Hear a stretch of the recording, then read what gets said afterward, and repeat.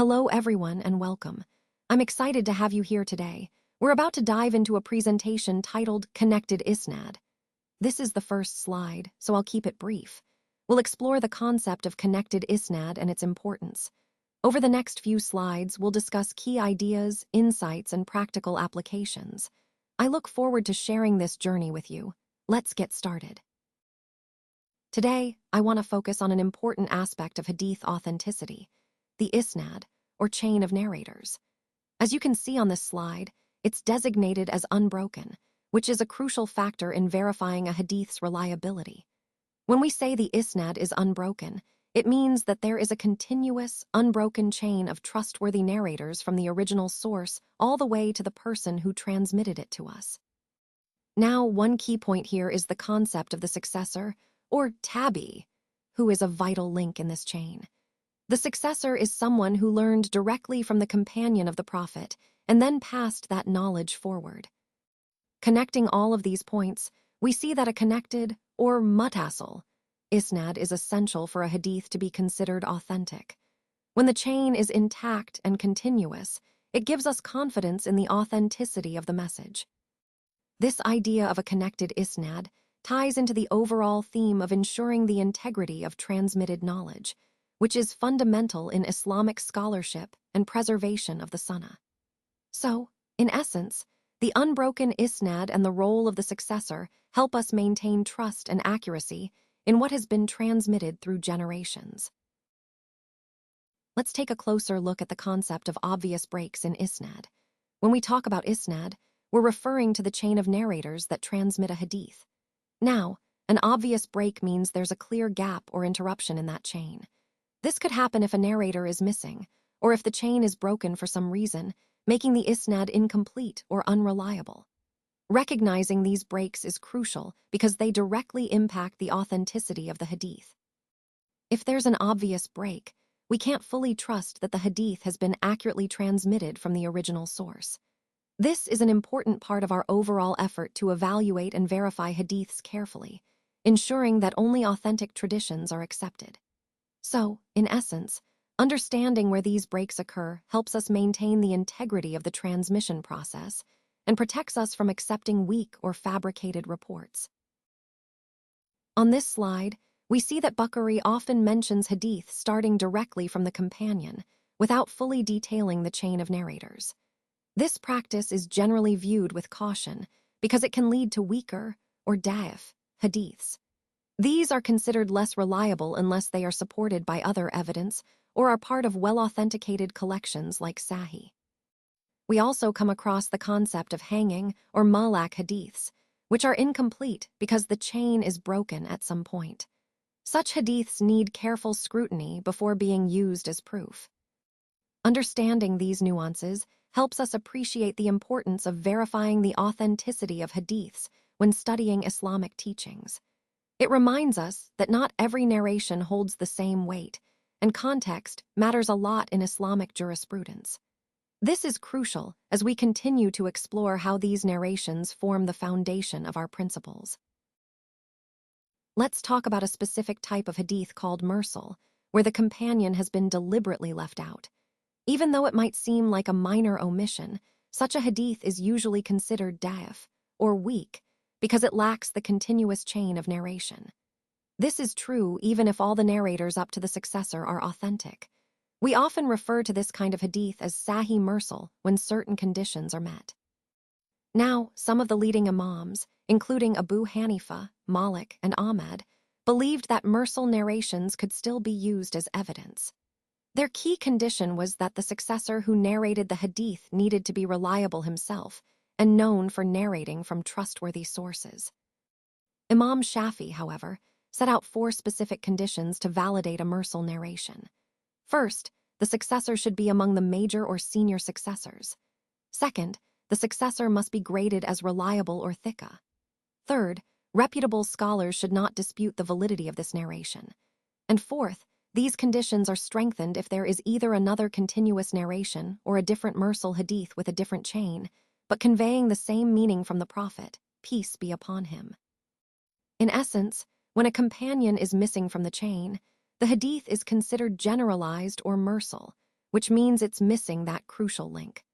Recognizing these nuances helps us understand how scholars evaluate the strength and authenticity of hadiths, which is vital for our overall understanding of Islamic teachings. Today, I want to discuss some important aspects of the hadith transmission process. First, it's significant to note that all the narrators involved are considered reliable. However, this particular chain is classified as mursal because Yazid ibn Abi Habib was a minor successor. While the chain is Sahih al-Isnad, meaning it's authentic in its isnad, it is also daif, or weak, which means it cannot be used as independent legal evidence. Let me clarify this further.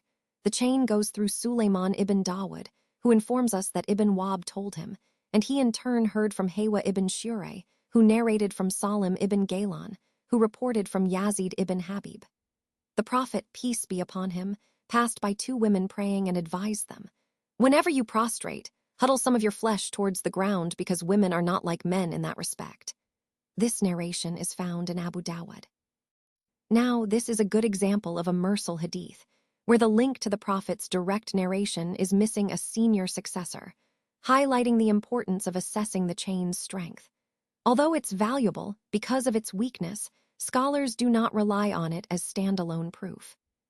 Connecting this to our broader theme, it reminds us how crucial it is to scrutinize the isnad carefully. Not every chain, even if it appears reliable, holds the same weight in Islamic law. Understanding these nuances helps us preserve the integrity of our sources and ensures we base our rulings on authentic evidence. Now let's delve into what munqati actually means. It refers to a hadith where one or more narrators are missing from the chain, but these omissions happen at random points within the chain. Essentially, parts of the chain are disconnected, which affects the authenticity of the narration. Scholars have defined it specifically as a break between the successors and the companions. This distinction is important because it highlights where the chain is interrupted. Ibn Hajar, a renowned scholar, preferred this definition because it emphasizes the gap between these two groups. He also added an important detail. The break can occur at multiple points within the chain, not just once. To visualize this, think of the chain like a sequence, a successor, then a narrator, and so on. When a part of this sequence goes missing, say a narrator is skipped, the chain becomes broken or munqati. Understanding this concept is crucial because it impacts how we evaluate the reliability of hadiths. If there's a break in the chain, especially between the successors and the companions, it raises questions about the hadith's authenticity. So, in the context of our overall discussion, recognizing the signs of munqati helps us better assess the strength of the hadiths we come across and understand the nuances of transmission accuracy. Today, I want to talk about a specific type of hadith issue called al-muddal, which is quite important when studying the reliability of narrations. Basically, it refers to a hadith where two or more consecutive narrators are missing in the chain, and this omission can happen either in the middle or at the end. When these narrators are missing from the beginning of the chain, we call it al-malak. Scholars define al-malak as a break between the successors and the companions, which impacts how we evaluate the strength of the hadith. Now, scholars unanimously agree that al-muddal is generally considered weaker and more defective than other issues like al-mursal or al-munqati. The reason is that having multiple omissions in the chain introduces a lot of doubt and weakens the chain's overall reliability. To put it simply, imagine a chain where two or more narrators in the middle are deleted. That's what we call al-muddal or double break. This kind of gap makes it harder to trust the hadith fully, especially compared to chains with fewer or no omissions. In the context of our overall theme, understanding these different types of breaks helps us better assess the authenticity of hadiths and ensures we rely on sound narrations. Today, let's explore the different types of isnad, or chains of narration, that are used to classify hadiths. First, we have the marfu. This refers to a hadith where the isnad goes back directly to the Prophet, although there might be some break or interruption somewhere along the chain. Next is the musnad, which indicates that the isnad is uninterrupted and also goes back to the Prophet, ensuring a continuous link. Then there's the mutasil, meaning the isnad is completely unbroken, with no gaps at all. Moving on, the mawqif, where the isnad only goes back to a companion, not directly to the Prophet. The maktu is a hadith that traces back to a successor, rather than to the Prophet himself. The mursal occurs when a successor narrates directly from the Prophet but omits the companion, so the chain skips a link. Then, we have the malak, which describes an isnad where one or more authorities at the beginning, either the author or the early part of the chain, are left out. Next is the munqati, where there's a single missing link somewhere in the middle of the chain, and the muddle has two or more consecutive links missing, making the chain more disconnected. The mayanan is a bit more subtle. It involves the use of the term "n" in the isnad, but without clear indication of exactly how the narration was received, so the method isn't explicitly stated. Finally, the musalsal refers to a hadith where all narrators share a common situation, like using the same terminology, belonging to the same region, or having performed the same action during narration, such as smiling, just as the Prophet did when he said the hadith. Understanding these classifications helps us assess the reliability and authenticity of the hadiths, which is essential for preserving the integrity of Islamic teachings. Let's now discuss some important distinctions in the hadith literature. Some ahadith are narrated by the Prophet, and they include a special phrase indicating that Allah himself is speaking through them. These are called hadith qudsi. The key point here is that these ahadith are different from regular sayings of the Prophet. They are actually the words of Almighty Allah, but conveyed through the Prophet in his own words. The meaning of these ahadith was revealed to the Prophet by Allah, and then he expressed it in a way that we can understand and relate to. It's also important to remember that the Holy Quran is the actual word of Allah, direct and perfect. The Prophet's role was to receive this revelation, teach it, explain it, and act upon it. Now, not all ahadith are called qudsi. Some are simply the sayings, actions, or approvals of the Prophet himself, without the divine words being involved. Understanding these distinctions helps us appreciate the unique status of hadith qudsi and their role in our faith.